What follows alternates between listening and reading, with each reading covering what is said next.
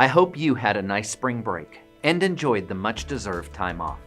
This year, we actually returned to our classrooms, unlike last year when we stayed home and had to rethink how we delivered lessons to our children. Our solution at the time was to deliver lessons virtually. We continue to offer that option to this day. However, as professional and experienced educators, you recognize and experience daily that virtual instruction is not ideal or a replacement for in-person learning. In my message to parents this week, I shared my confidence that schools and classrooms are safe. I recommended that parents return children to school for the remaining weeks of this year. As an educator who has been in this profession for more than 25 years, and as a parent of 2 school-age students, I know that the classroom is the best place for children.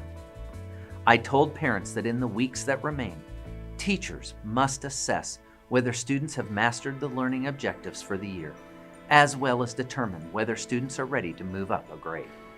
Doing this is a challenge when students are learning virtually and are not physically present in classrooms. I reminded parents that while I made a commitment to them that virtual learning would remain an option for this school year, virtual learning will likely not be a widespread option next year. I emphasized that returning to the classroom now would benefit children. This will help teachers evaluate students in person and prepare children for next fall when they return to the classroom. Our safety and health protocols are effective. Employees are getting vaccines, and we are moving in the right direction. Visit the COVID-19 count on the district homepage, and you will see that our confirmed cases remain below 1% for both students and employees. And that is with nearly 60% of our students back on campus. The remaining 11 weeks of school is the time that we must ensure that our students are prepared for the next school year. The best way to accomplish this is in person.